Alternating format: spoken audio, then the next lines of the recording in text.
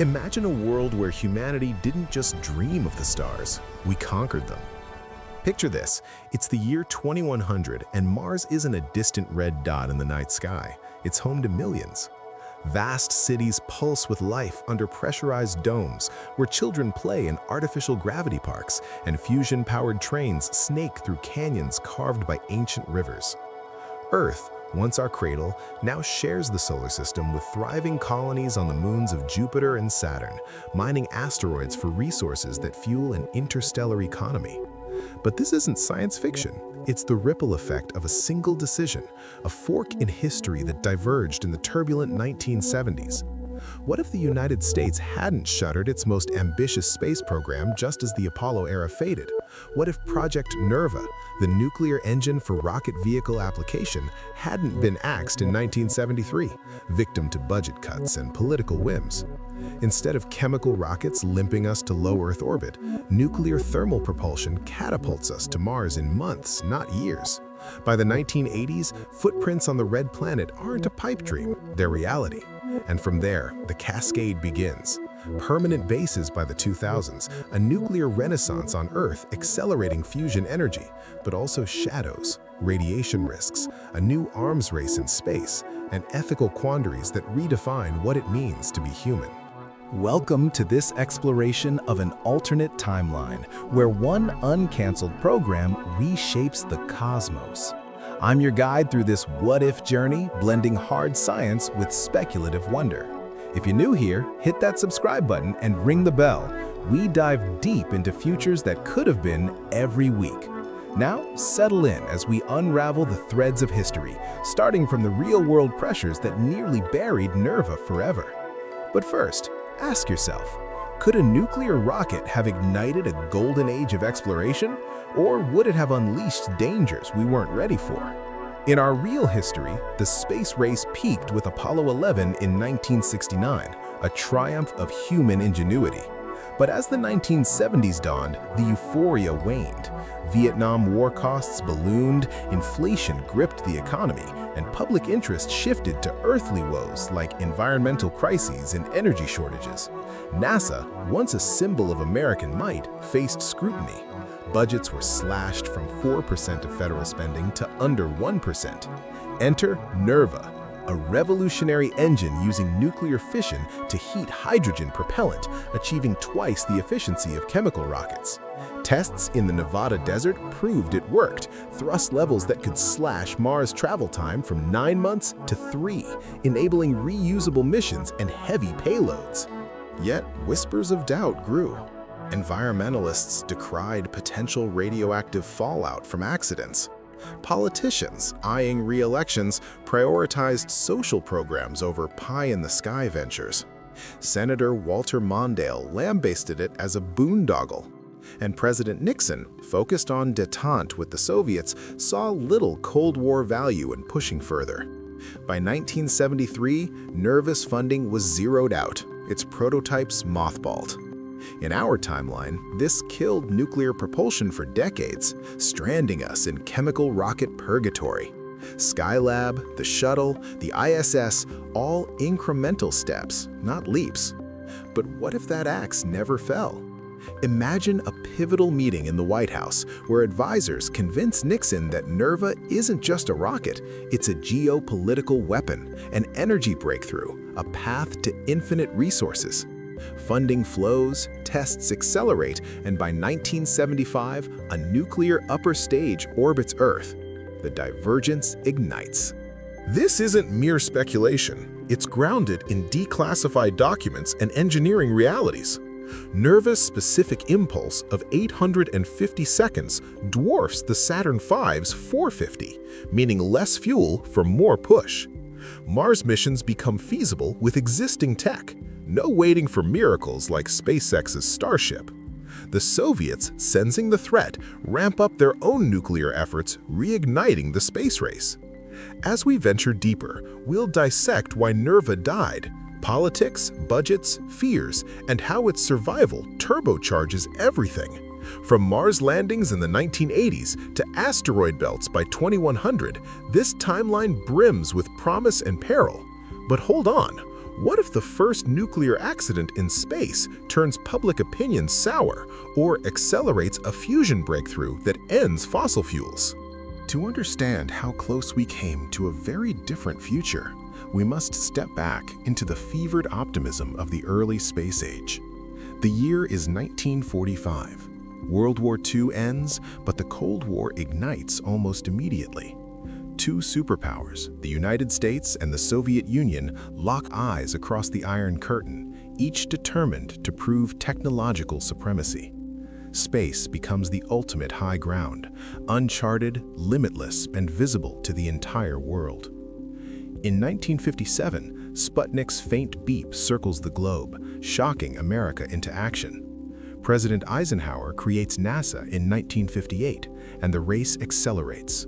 Mercury, Gemini, Apollo, each program a stepping stone toward Kennedy's audacious 1961 pledge: land a man on the moon and return him safely before the decade is out. Billions pour into the effort. At its peak, NASA employs 400,000 people and consumes nearly 5% of the federal budget.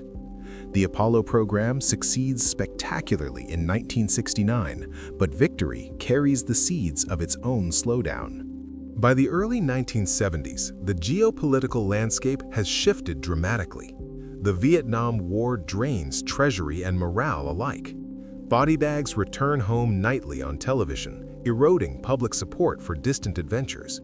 Inflation surges past 5%, unemployment climbs, and the 1973 oil crisis sends gasoline prices soaring. Americans queue for hours at pumps, suddenly aware of earthly limits. In this atmosphere, grand visions of space exploration begin to feel indulgent.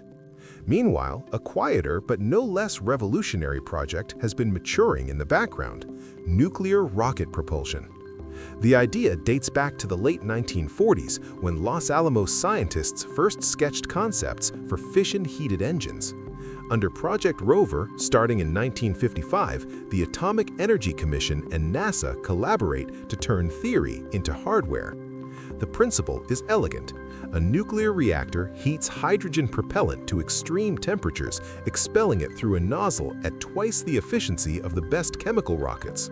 Specific impulse, the measure of how effectively a rocket uses fuel, jumps from around 450 seconds for the Saturn V's upper stages to over 850 seconds.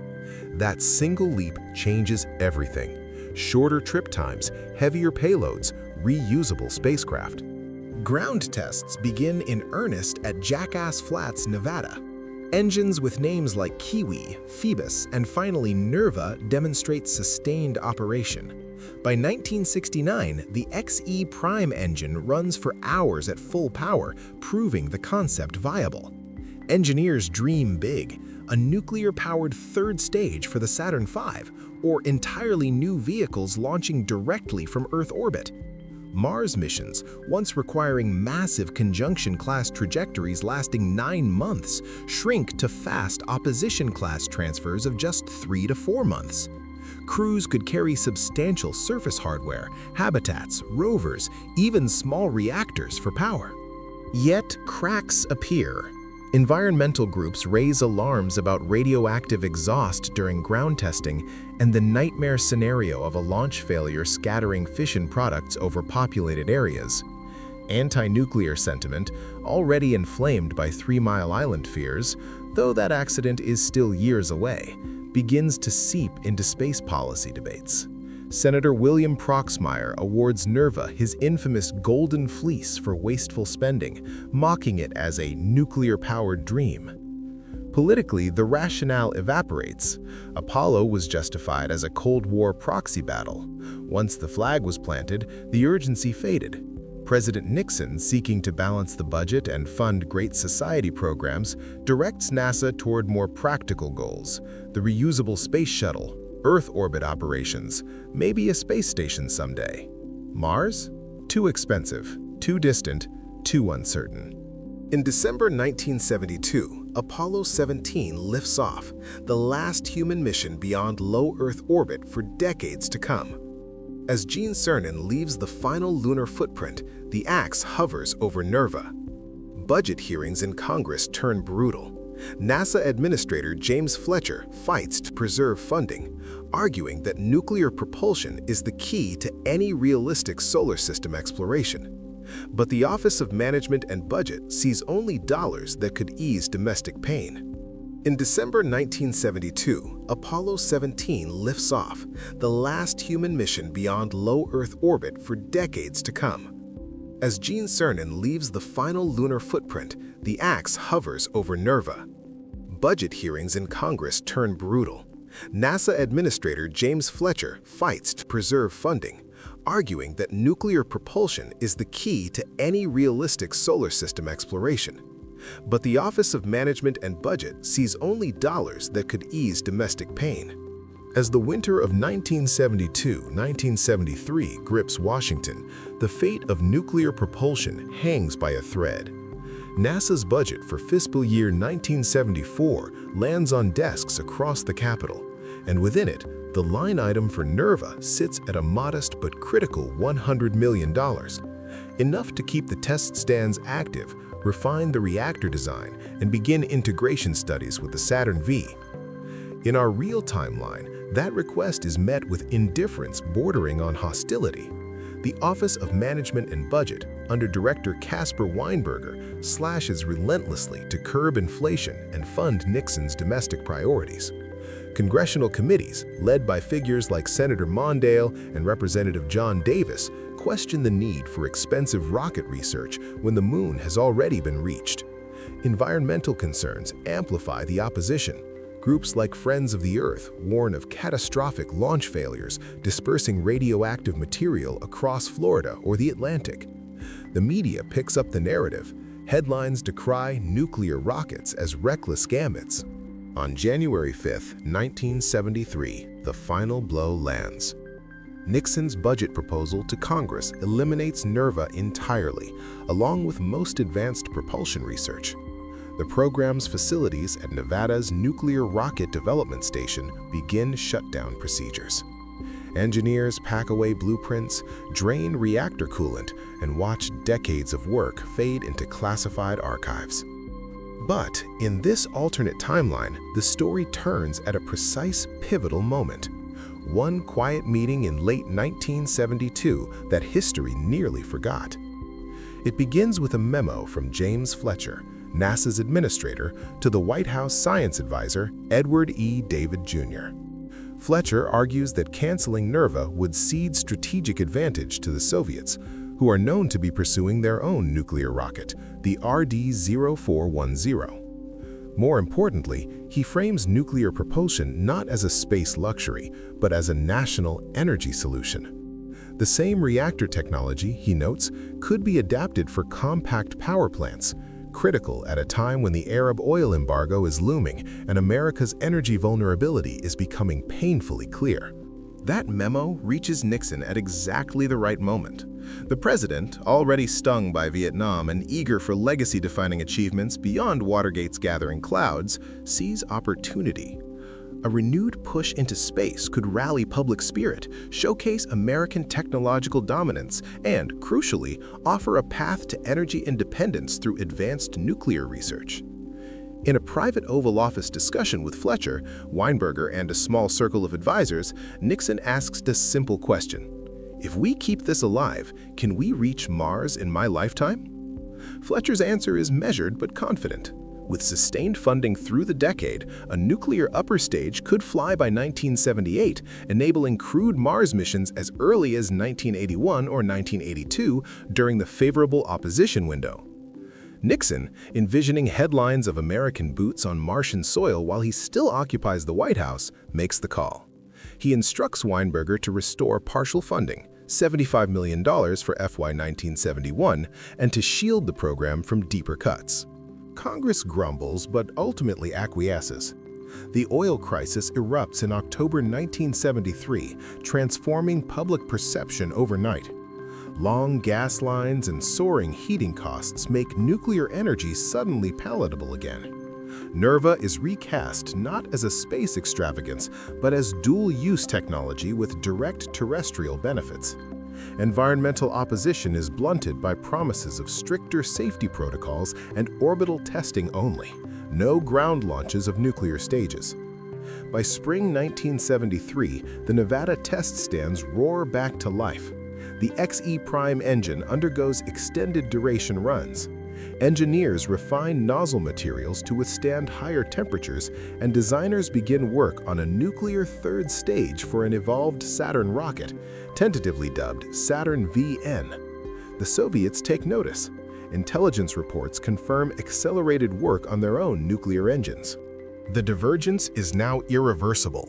Instead of mothballing hardware, teams expand. Young engineers who, in our timeline, drifted to other fields now flock to Los Alamos and Aerojet. Budgets stabilize at levels that allow steady progress rather than frantic sprints.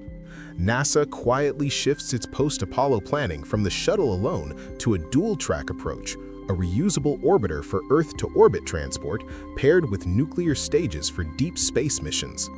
As 1974 dawns, the path to Mars is no longer a distant dream. It is an engineering timeline with milestones, deadlines, and funding. The space race, declared over by many, quietly reignites with stakes higher than flags and footprints. But what happens when nuclear fire is unleashed beyond Earth's atmosphere? How quickly can decades of groundwork translate into missions, and what unforeseen consequences lurk in the glow of reactor exhaust? The divergence is sealed. In the spring of 1973, while our real world begins dismantling test stands in the Nevada desert, this alternate America doubles down. Funding flows, engineers celebrate quietly in Los Alamos cafeterias, and the faint hum of reactors echoes once more across Jackass Flats. The moment is understated. No dramatic press conference, no triumphant speech from the Oval Office, just a line item restored in a budget document, and with it, the entire trajectory of human spaceflight tilts toward the stars. By 1975, the NERVA 2 engine emerges, lighter, hotter, and far more reliable than its predecessors. It delivers 250,000 pounds of thrust with a specific impulse pushing 900 seconds. Crucially, safety improvements address the loudest critics: active coolant systems, reinforced reactor vessels, and a commitment that no nuclear stage will ever ignite inside Earth's atmosphere. All firings will occur in high orbit, after a conventional chemical booster lofts a stack beyond the sensible air. NASA quietly restructures its post-Apollo roadmap. The space shuttle remains in development, but its role shifts. It becomes the heavy-lift taxi to low Earth orbit, ferrying crews, fuel, and nuclear stages to an orbital assembly point. A new vehicle takes shape on drawing boards: the nuclear ferry, a reusable tug powered by clustered NERVA engines designed to shepherd massive payloads to the Moon, Mars, and beyond. The Soviets watch with growing alarm. Intelligence confirms their own nuclear rocket program, long rumored, is real but lagging. In 1976, a high-level Politburo meeting concludes that America's renewed commitment cannot be matched with chemical rockets alone. Moscow accelerates its RD-0410 project and begins design studies for a nuclear upper stage atop the troubled N-1 moon rocket. The space race, presumed dead after Apollo-Soyuz, quietly rekindles, this time with far higher stakes. On Earth, an unexpected beneficiary emerges: the energy crisis. The 1973 oil embargo lingers in public memory, and nuclear power enjoys a brief renaissance. NERVA's high-temperature reactor research feeds directly into terrestrial designs. Compact helium-cooled reactors, once distant dreams, move closer to reality. Politicians who once mocked nuclear rockets now praise the spillover benefits: cheaper, cleaner power for a nation tired of rationing. By 1978, the first flight-rated NERVA engine lifts off atop a Saturn V derivative from Kennedy Space Center. The chemical first and second stages burn out as planned. In high orbit, the nuclear stage ignites. For 90 minutes, it fires, pushing an unmanned test payload toward the Moon. Telemetry streams back flawless. The era of high-thrust, high-efficiency propulsion has arrived. NASA wastes no time. In 1979, President Carter, riding a wave of public enthusiasm for energy independence and space leadership, approves the Mars Initiative. The plan is audacious. A pair of nuclear ferries will depart Earth orbit in late 1981, carrying a crew of 6 on a fast transfer trajectory. Journey time, 110 days outbound. They will land near Valles Marineris in the summer of 1982, plant the flag, deploy science packages, and return using Mars-produced propellant from a small robotic refinery sent ahead. The world holds its breath. Training intensifies at a newly expanded Johnson Space Center. Astronauts practice in full-scale Mars habitat mock-ups. The Soviets, unwilling to be left behind, announced their own nuclear-powered Mars ambitions for the mid-1980s. As 1981 approaches, the ships take shape in orbit, gleaming cylinders wrapped in shadow shields and propellant tanks. The first human mission to another planet is no longer a question of if, but of when. But what happens when those reactors light up far from home? Will the red planet welcome its first visitors with open arms, or reveal dangers no engineer anticipated? July 4th, 1982. The world watches in awe as the nuclear ferry Endeavour touches down on the rusty plains near Valles Marineris. Commander Elena Vasquez steps out, her boot imprinting the first human mark on Mars. "One small step for a woman," she quips on the crackling radio. "One giant leap for nuclear-powered humanity." Cheers erupt from Mission Control in Houston, but beneath the triumph lurks a shiver of uncertainty. The 6-person crew deploys habitats, rovers, and a mini NERVA reactor for power, all hauled efficiently by engines twice as capable as Saturn's. Back home, President Reagan declares it the second American century, but whispers grow. How much radiation did those reactors leak into space? And what will Moscow do next? This isn't fantasy, it's the direct fallout of NERVA's survival. With 900-second specific impulse, proven in orbital tests by 1978, NASA's fast transfer trajectory slashes the 9-month chemical slog to 110 days. Crew exposure to cosmic rays drops by 60%, a godsend against the DNA-shredding GCRs that plague long hauls. No waiting for planetary alignments, launches window every 18 months. The mission returns in 1983 using ISRU, in situ resource utilization, refining Martian CO2 and water into methane propellant, a robotic precursor's gift. Geopolitics ignites like a reactor core. The Soviets, trailing with their RD-0410, ground-tested since 1965 but lower thrust at 35 kilonewtons, scramble. KBKHA and Voronezh pours rubles into scaling it up, mirroring NERVA's 250 kilonewton punch. By 1984, they land a robotic probe at Hellas Planitia, but crewed ambitions falter. Their N1 successor, Energia, strains under nuclear integration costs. Brezhnev rails against Yankee atomic imperialism, accelerating their program despite Semipalatinsk tests spewing controversy. Détente phrase, SALT II stalls as both sides eye orbital nukes. Is this exploration or a new arms race with reactors as dual-use weapons? Economically, it's a boom. Shuttle fleets multiply, ferrying nuclear tugs to orbit at $100 million per flight, half chemical costs thanks to reusability. Private firms like Boeing pivot to space tourism. By 1985, the first paying civilians orbit the moon. NASA's budget swells to 2% of GDP, fueled by oil crisis spillover. NERVA's high-temp helium reactors birth compact terrestrial plants. By 1986, NERVA power grids cut U.S. imports 30%, stabilizing Reaganomics. Fusion research surges too. Impulse from particle bed tech accelerates inertial confinement at Livermore, breaching break-even by 1988. Nuclear impulse, pundits call it. Space drives Earth's energy renaissance. But risks mount, gripping your imagination. Radiation, shadow shields, and 10-meter standoffs keep crews safe. NERVA's exhaust is mostly clean hydrogen, neutron flux managed by beryllium reflectors. Ground tests proved it. No 3-mile-style meltdowns in vacuum. Yet a 1984 near miss shakes faith. A Soviet RD-0410 prototype vents during assembly, contaminating Baikonur. Greenpeace protests blockade Kennedy launches, screaming "Fallout Frontier." Public polls dip. 40% fears space Chernobyl. Ethically, who owns Mars? Vasquez's team finds ancient riverbeds, hinting at past life. Drilling debates rage. Technology cascades. Lunar bases by 1985. Helium-3 mining prototypes. Economics favor incumbents. US GDP grows 4% yearly on exports from space.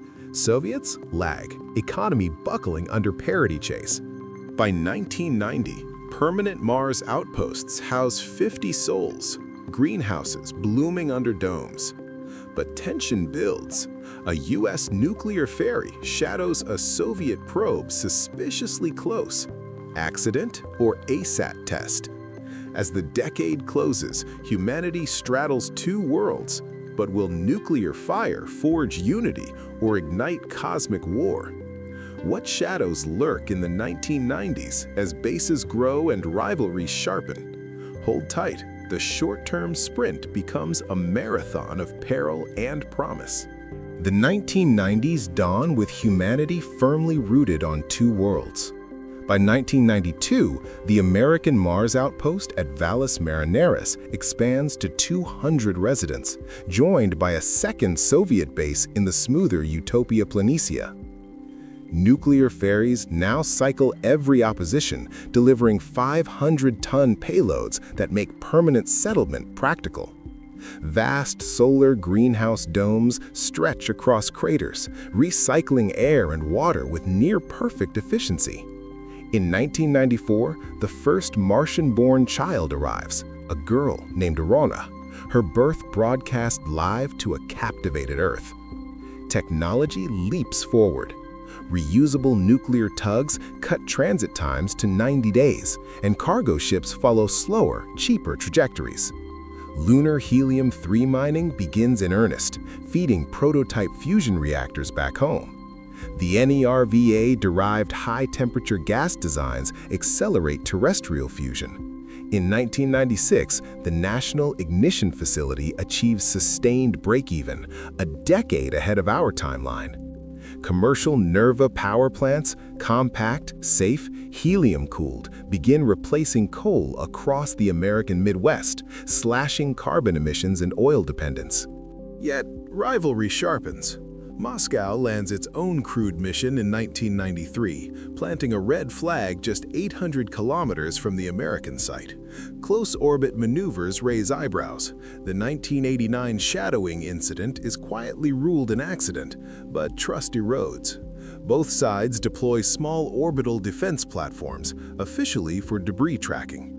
Protests flare on Earth. A 1995 ferry coolant leak exposes a crew to higher-than-expected radiation, sparking global headlines and a 6-month launch moratorium. Economic strain forces change.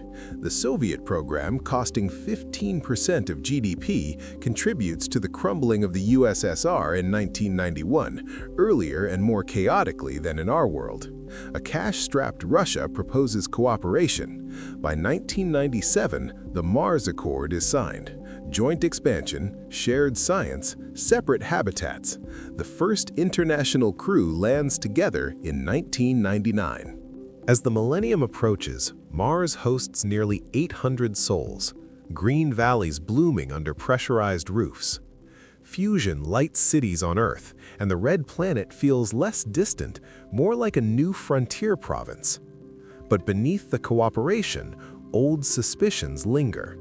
What happens when resources grow scarce and the asteroid belt beckons? As the 21st century begins, humanity stands on the brink of unity or a new kind of Cold War among the stars. The year 2000 arrives with fireworks over both Earth and Mars. The Joint International Mars Base at Elysium hosts 2,000 people, Americans, Russians, Europeans, and the first Japanese and Chinese contingents. Nuclear ferries, now third generation with variable thrust pebble bed reactors, make the journey in 70 days. Vast underground habitats shield against radiation, while surface domes span kilometers, filled with forests of genetically modified trees breathing new air into the thin atmosphere. The first Martian city, New Aurora, declares itself open in 2005, population 10,000.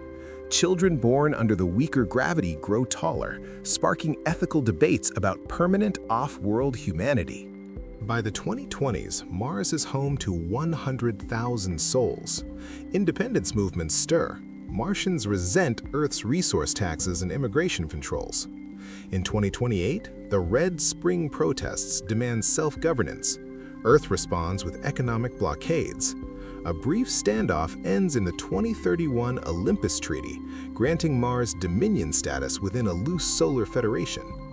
Meanwhile, fusion power, perfected through NERVA lineage, ends fossil fuels on Earth by 2035.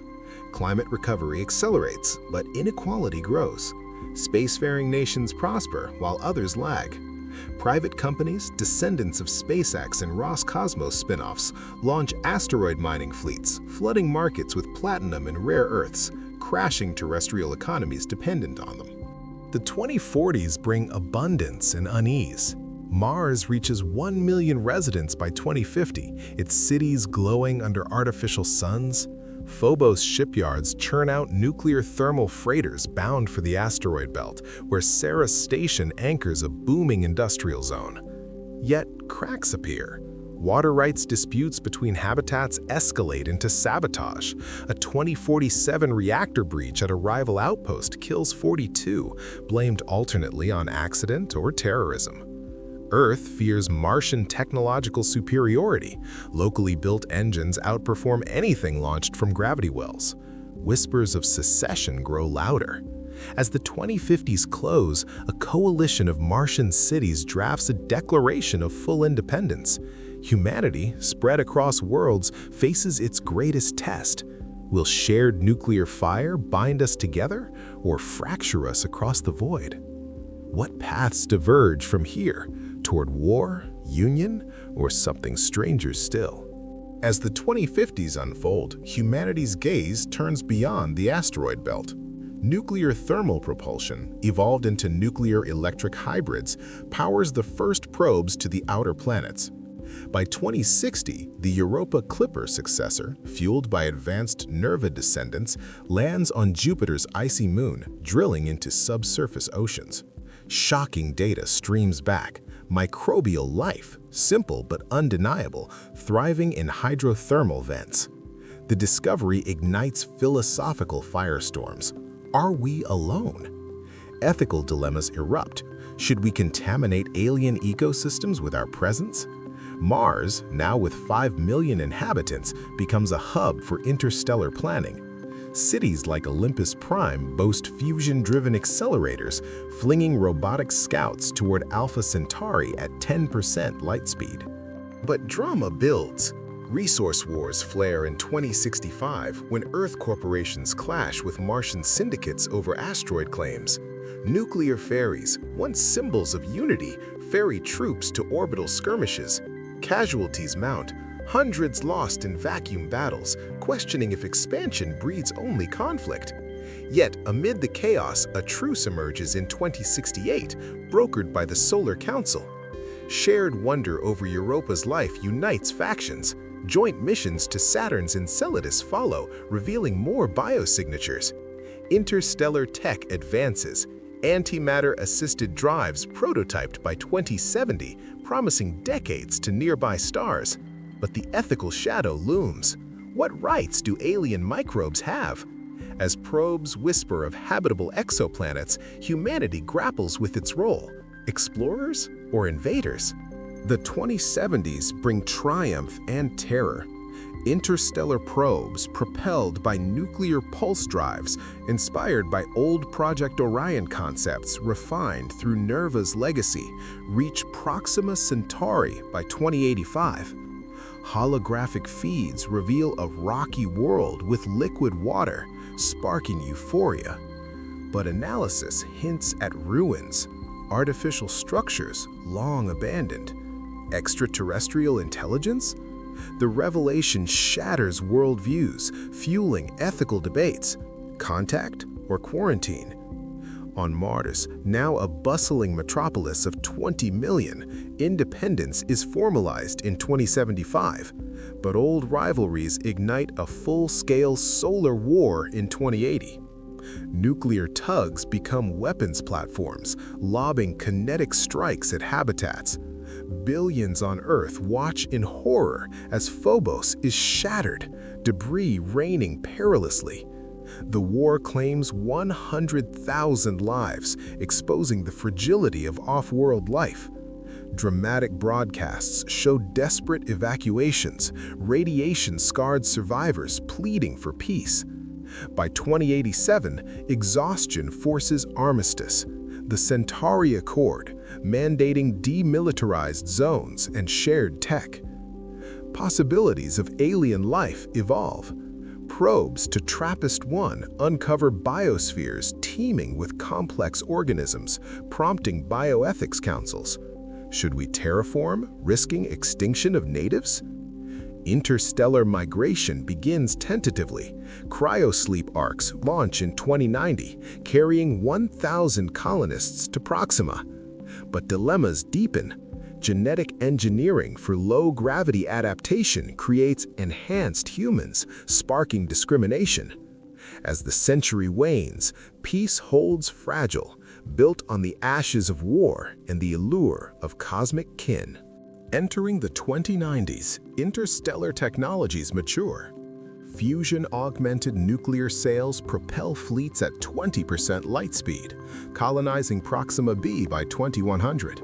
Mars thrives as the solar capital, its 50 million citizens in sprawling arcologies overlooking terraformed valleys.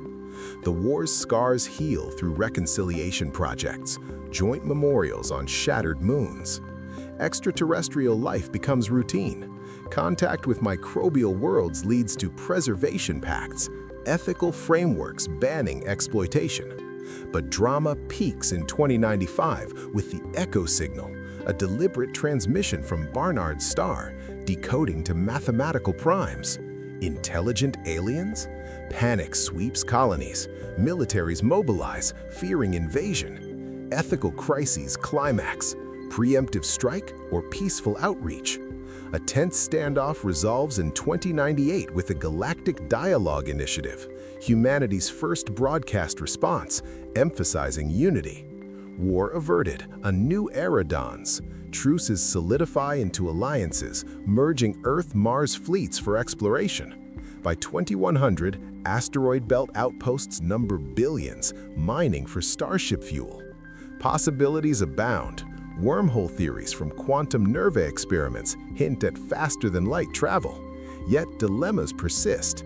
Immortality tech from alien-inspired biotech divides society into eternals and naturals. As humanity spreads, we muse. Are we stewards of the cosmos or its next conquerors? The red planet, once a dream, now launches us toward infinity. In the darkest fork of this timeline, the 2068 truce proves temporary. By 2080, resource scarcity in the asteroid belt ignites the second solar war. Mars declares full independence. Earth, desperate for helium-3 and rare metals, blockades orbital routes. Nuclear pulse weapons, once dreamed as propulsion, become city killers. In 2085, a kinetic strike shatters Olympus Prime's main dome, killing 2 million in minutes. Radiation clouds drift across the planet, turning red plains into silent graves. Survivors retreat underground, but trust collapses forever. Interstellar migration becomes exodus.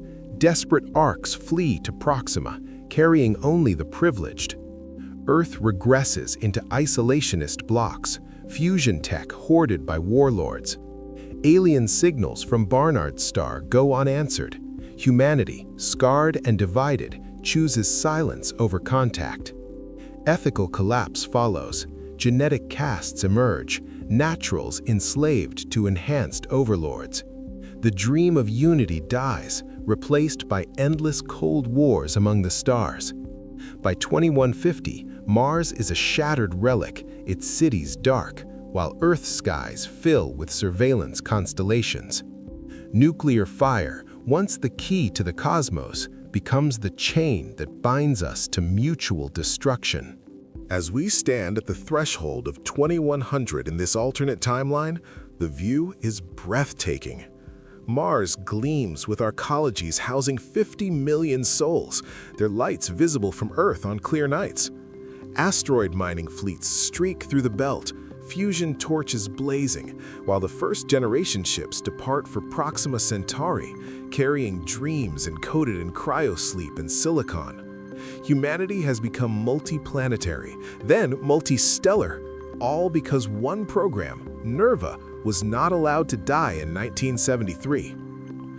Yet, this journey was never inevitable. In our real world, we chose caution over ambition, budgets over vision, and incremental steps over leaps. The cancellation of NERVA did not merely delay Mars, it delayed the entire solar system. We waited decades for chemical rockets to mature, watched fusion research crawl, and left nuclear propulsion as a museum piece. The consequences were subtle but profound. Slower climate recovery, prolonged energy dependence, a space program that felt more like tourism than settlement. The lesson is stark. Technological choices are moral choices. Nuclear power, whether in rockets or reactors, carries risks: radiation, proliferation, geopolitical tension, but it also carries unparalleled promise. In the brightest futures of this timeline, those risks were managed through transparency, international cooperation, and reverence for the unknown. In the darkest, fear and greed turned the same technology into a weapon. What if we had kept NERVA alive? Would we be standing on Mars today? Would fusion have ended cold decades earlier? Would we already be answering alien signals instead of sending our own tentative hellos? These questions are not idle.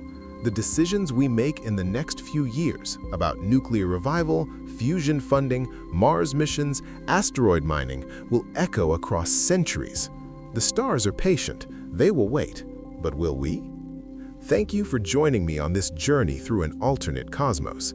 If this story moved you, inspired you, or made you wonder, hit that like button, subscribe, and share your own what if in the comments. Until next time, keep looking up.